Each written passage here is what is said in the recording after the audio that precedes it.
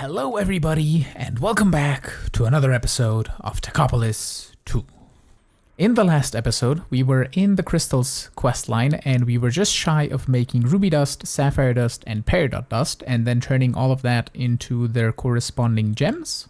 And in between episodes, I added one pulverizer to our lapis construction, so I just moved everything up by one block, so we can now produce lapis dust right over here. Because we can put two machines with 3 drawers in one of these slots, so it just fits nicely. I then also moved the crystal contraption over here and prepared 3 induction smelters for making the dustses. Over here, I automated the crystal base by taking some sand in a magma crucible, making liquid glass. It then goes into the fluid cell right here, so we can automatically output it into the crystallizer. I have niter being exported into this drawer right here. The crystallizer pulls the niter with the liquid glass and it makes the crystal base, and it's just gonna make 2048 of it. And then over here, we are taking the crystal base, combining it with a little bit of water, turning it into prismarine shards, which are then being stored in the drawer, and then they're being pulverized into prismarine dust. And that is the prerequisite for making peridot dust. The sapphire dust is going to be the lapis dust that we just make, and then the rubies are simply just redstone. We are trying to make amethyst shards with the 3 gems, right? And we need 4 of these per elite technium. So we need to make a total of 16 to make 4 elite technium, so we can use that to unlock the gem ores. And when we unlock the gem ores, we unlock ruby, peridot, and sapphire ore, which we can then set up a miner for and process with probably just a pulverizer. And we then don't need to set up the whole thing with the prismarine and everything. We can just get rid of it. And probably the crystal base, because I think that's only used to make these dusts, right? So let's actually, now that we have all of the dusts coming in, we can just go to our induction smelter right over here, toss everything we need inside of it, and just craft like a stack of each and then turn it into amethyst shards, and that should be good for a little bit at least. If we take 3 stacks of crystal base, 3 stacks of crystalline, and then just redstone and lapis, this will make us ruby dust, which is going to go inside of the system. And then we have to crystallize it with a crystallizer and some liquid glass. We're just going to set up a magma crucible with a bit of sand. It's going to toss it in here, and then we can just grab our dusts once they're done and toss them in here and get them crystallized. And let me make some augments. We're gonna add a hardened integral components and 3 flux linkage amplifiers, and then this will run a little bit quicker. We're also gonna need a bunch of lead sheet metal, so let's get ahead on that and just toss a bunch of this in here.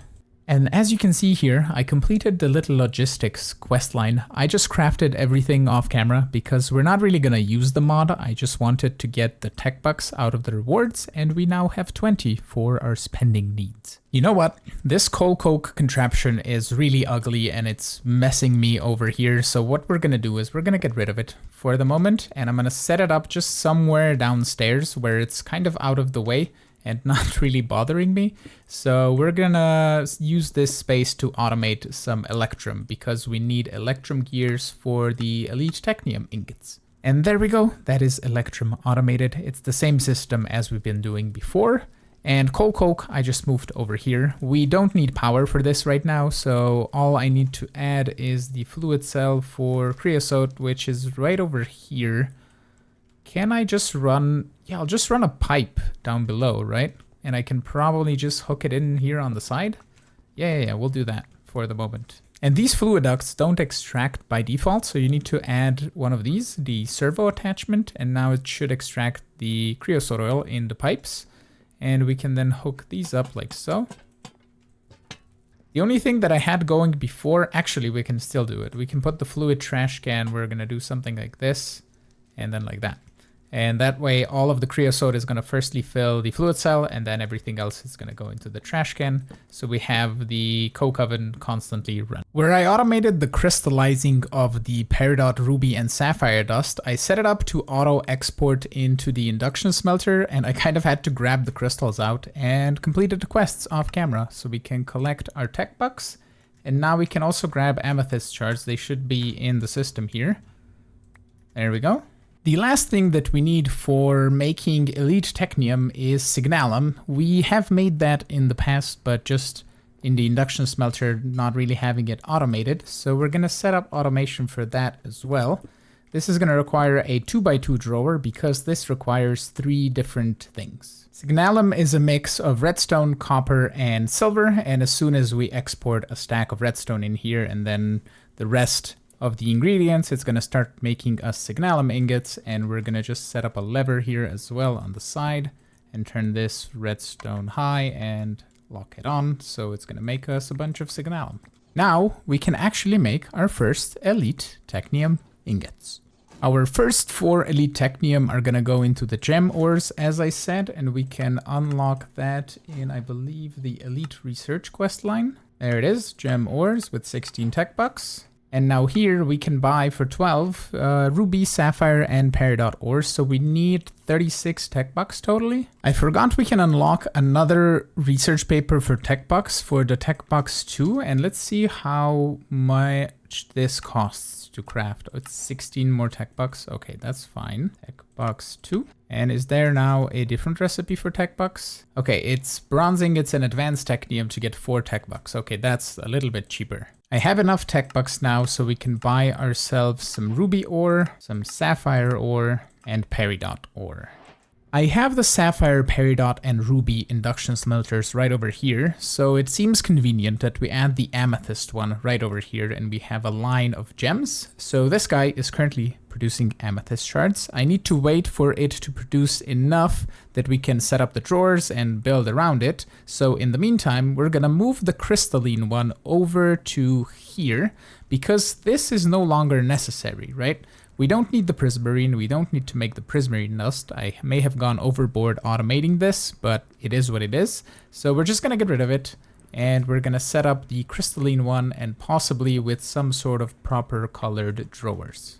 I figured out a nice coloring thing for the crystalline processing. As you can see, we kind of have like a full block and then a half slab and then another half slab of a different color. And this is, as you can see in the top, a framed elevated double slope slab. And it looks like this from the side, and it basically means that we can have 2 slabs in one block, which is really cool. And I kind of just went on how the items look in here. It has like light blue on the bottom, white in the middle, and then red on the top, and I think it looks really neat. Except for the lighting glitch, which I don't think I can do anything about, but it is what it is. And I also set up amethyst processing, and it looks super nice. The sad thing is we can't put this in a compact drawer like half of the things in this pack, but it is what it is. And we're just going to store 2048 of amethyst shards, and I think that should be plenty for what we need. The diamond ore miner requires a tier 6 support frame, which is the gold one. And the emerald one requires a diamond tier 7 support frame. So we're just going to toss in some diamonds here in the induction smelter with some cinnabar, and that produces like 4 or 5 diamonds each time, which is super nice. And then we can take those and turn them into tier 7 support frames. Ooh, with tier 7 support frames, we can start farming obsidian. That's gonna be amazing. You also may be wondering why I have a beehive over here. I used this dirt, so I didn't have to place new dirt, to grab ourselves a beehive by growing trees next to a dandelion or any sort of flower, and I got a bee nest, and I needed wax to wax the copper here. You can see we have waxed blocks of copper because this was oxidizing and I want to have it nice copper colored. And I waxed the blocks over there as well, so everything looks nice and coppery. It looks like I have to set up the jumbo furnace again because getting osmium ingots is probably going to be only achievable through Mekanism. Well, I can get osmium dust smelted or induction smelted, but I can only get osmium dust via the pulverizer. I guess it's going to be a processing with the metallurgic infuser. I think that might be the case. And it forces you to go into Mekanism, so you can't just skip it with thermal, I guess. Yeah, let's set up a jumbo furnace and get a bunch of this osmium smelted. That is plenty to make 4 blocks, which is what we need to unlock the next step, which is going to be the research papers for Mekanism. Nice. Now we can make ourselves a metallurgic infuser, and I'm assuming this processes... Well, actually, no, it's the enrichment chamber. Yeah, we have to use the enrichment chamber to do the whole thing, right? And we can't use a pulverizer. All right, we can use the metallurgic infuser with a bit of redstone and some osmium to get ourselves the basic control circuit. And we need 2 of those to make an enrichment chamber. Ooh, the steel casing costs elite technium. Ooh, that's expensive. I prepared a bunch more things to make more elite technium, so now it's not going to be as expensive to use it up for the steel casing. So we can make ourselves an enrichment chamber, and we can toss this guy over, not here, over here, and put it like this. And this guy can now process osmium properly. Yes. And do we have side configs? Do we have auto input? Has auto eject. So this doesn't have an auto input, which gives me a problem because I have to use some other mod to input the items into the enrichment chamber, which is highly annoying. And I kind of just want to go into the configs and add a recipe for the pulverizer because it makes no difference if I use an enrichment chamber or a pulverizer for osmium. The only thing is that I have to use Mekanism for the enrichment chamber. That's so annoying. I still have to use Mekanism to get atomic alloys. Why can't I just pulverize the osmium? Please let me pulverize the osmium. I wanted to do something different for the emerald and the diamond ore because we've been doing pulverizer, induction smelter kind of things for processing everything. For this, we would just need a simple pulverizer and we could be done with it and just let it run, and we would get an infinite amount of diamonds and emeralds over time. And we could increase the speed of the pulverizer if we weren't getting them fast enough. But I am producing a bunch of rich slag from those machines over there, from the sapphire, peridot, and the ruby machines. Plus, when you process ores, you get a chance of getting rich slag. So we have a 15% chance, I believe, to get rich slag every time we process an emerald ore. And if we use rich slag as a modifier or a catalyst, we get 2.5 times more emeralds and diamonds, 25 times more rich slag, and we use a little bit more energy, and 60% of the time it's gonna use up a rich slag. Which means that we're not gonna net gain rich slag, but because we're making rich slag over here, we probably never will run out of rich slag. If we do, we can just switch over to the pulverizer, but I don't think we should. And I solved a really interesting issue. If I have a drawer here that has a storage downgrade to store a stack of slag, we would essentially build up slag in the induction smelter. And the simple solution is to use a stock upgrade in the export cable here, which means that the drawer will always have 64 rich slag available inside the drawer. And because the drawer doesn't have the stack downgrade, basically it means that any excess rich slag is going to get popped into the drawer, and once the induction smelter needs it, it's going to pick it up. So over time, this is just going to stay at 64, and it's going to degrade rich slag from over there, but we're making probably enough rich slag to supply enough for these two machines that this can run indefinitely.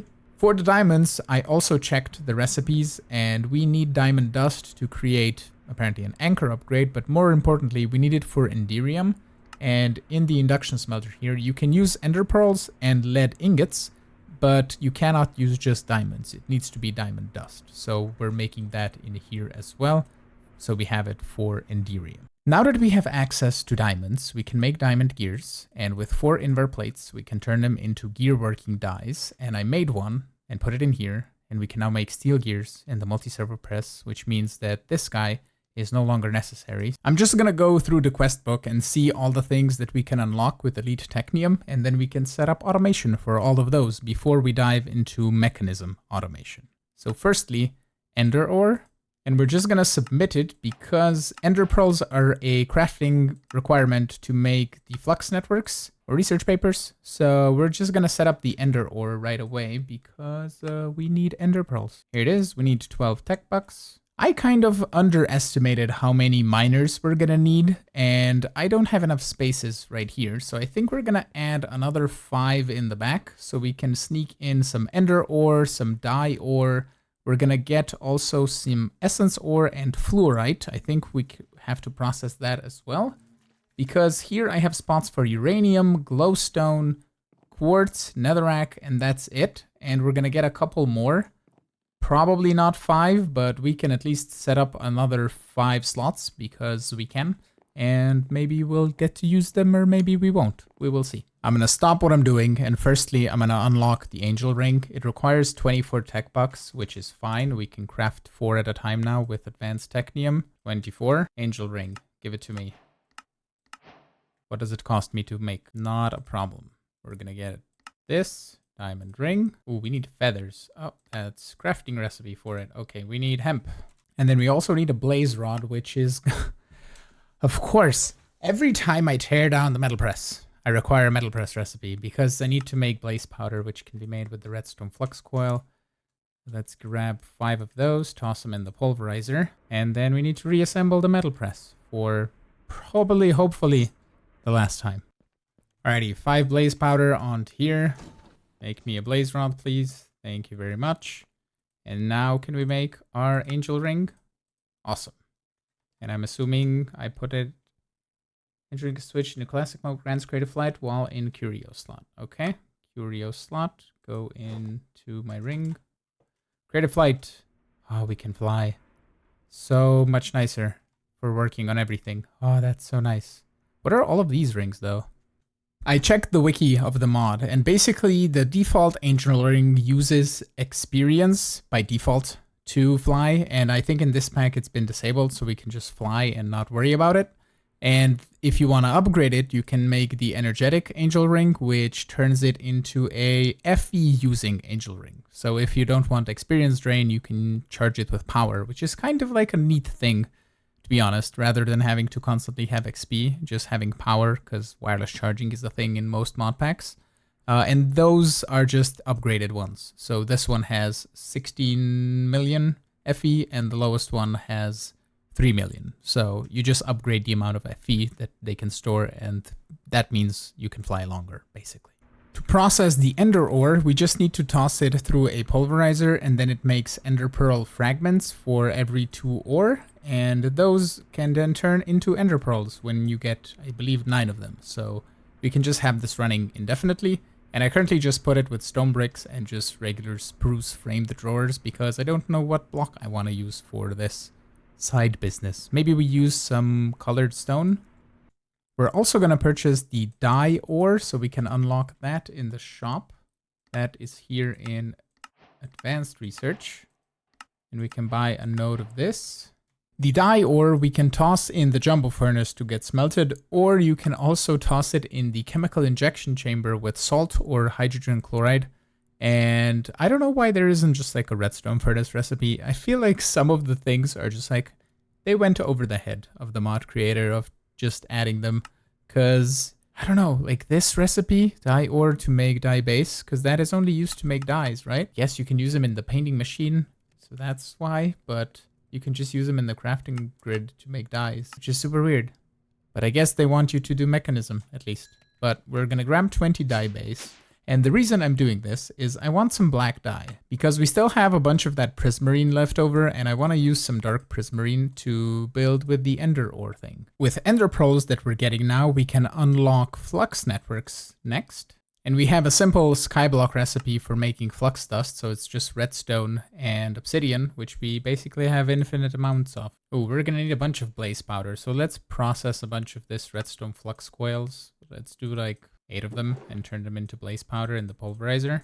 And that way we can make a bunch of Eyes of Ender for making flux cores. We can then make a couple flux points, and importantly the flux plug, which requires a flux block. And what we can kind of do is we can add this to wherever we're going to set up power, so we can kind of move all of the things that we have in here with all of the lava gens that we are currently using for power, and we can set up proper powers at someplace other in the base where we actually can have nice and neat dynamo setup, or maybe even we get to power and we set up some power generators of some kind, reactors even.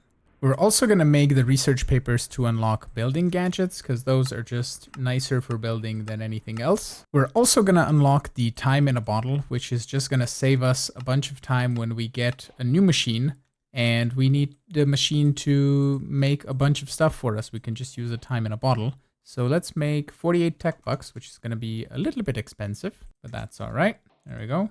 And we can buy the time in a bottle, but I assume it has a recipe. Yeah, it's super easy to make. There we go, time in a bottle. Once I believe it has 30 seconds, you can shift right click it, and now this pulverizer works at double speed.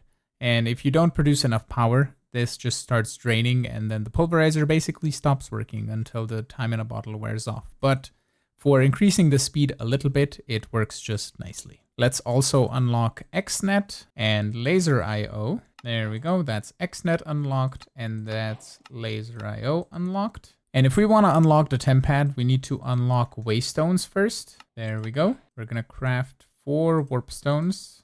There is the last warp stone and the last waystone.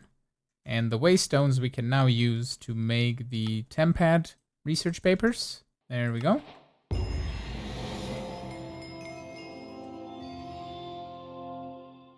With 6 elite technium, some clocks, and a tinted glass, we can grab the temp pad. I have no idea what this does. Run program, select location, new location, home, add location. All right. So can I just zoom back to home? Run program, home, teleport. Ah, okay. It opens up like a portal thing. All right. And all this time that I was crafting tech bucks with the advanced technium, we could have been using elite technium. I just need more tech bucks to submit the quest. And if I assume correctly, this will make us, oh, it makes 7. It doesn't make 8. All right. That's neat. Still, we can just use elite technium, which were made a little bit more here. To make ourselves infused alloy, we need to toss infused crystalline with some redstone in the metallurgic infuser. And to make the infused crystalline, now that we have diamonds and emeralds, we can combine it with some crystalline dust in the induction smelter. And, simple as that, make us an infinite supply of infused crystalline. And I decided to change the way I have the blocks here. I think it looks cooler that way. It kind of looks neat. I might be changing other ones as well, but all in all, if we're making the same thing, we could... Ooh, I'm getting ideas now.